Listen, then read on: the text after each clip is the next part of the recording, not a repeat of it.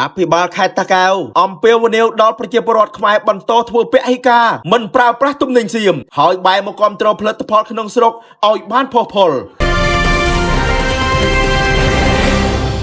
តាកែវឯកឧត្តមវីសំណាងអភិបាលនៃគណៈអភិបាលខេត្តតាកែវបានអំពាវនាវដល់ប្រជាពលរដ្ឋខ្មែរបន្តធ្វើពហិការមិនប្រើប្រាស់ទំនិញសៀមបន្តទៀតហើយងាកមកប្រើប្រាស់និងគាំទ្រផលិតផលក្នុងស្រុកឲ្យបានផុសផុលដើម្បីលើកស្ទួយសេដ្ឋកិច្ចជាតិឯកឧត្តមវីសំណាងលើកឡើងបែបនេះក្នុងឱកាសអញ្ជើញដឹកនាំគណៈប្រតិភូខេត្តមន្ត្រីជំនាញនិងអាជ្ញាធរមូលដ្ឋានចុះបំពេញទស្សនកិច្ចសិក្សាស្វែងយល់ដោយផ្ទាល់អំពីសង្វាក់ផលិតកម្មផលិតទឹកដោះគោស្រស់នៅកសិដ្ឋានដែលមានទីតាំងនៅតំបន់ភ្នំតាម៉ៅស្រុកបាទីខេត្តតាកែវនាព្រឹកថ្ងៃអាទិត្យទី28ខែកញ្ញាឆ្នាំ2025ក្នុងឱកាសនោះឯកឧត្តមវីសំណាងបានថ្លែងការកោតសរសើរយ៉ាងខ្លាំងចំពោះកសិដ្ឋានដែលប្រើប្រាស់បច្ចេកទេសកសិកម្មទំនើបក្នុងការចិញ្ចឹមគោនិងផលិតទឹកដោះគោស្រស់ឯកឧត្តមបានគូបញ្ជាក់ថាក្នុងពេលបច្ចុប្បន្ននេះបញ្ហាសង្គ្រាមឈ្លានពាននិងការបិទព្រំដែនដោយឯកតោភាគីរបស់ថៃគឺជាឱកាសមាសសម្រាប់ពាណិជ្ជករក្នុងស្រុកបង្កើនការផលិតទំនិញសម្រាប់ការផ្គត់ផ្គង់លើទីផ្សារជាតិទោះជាយ៉ាងណា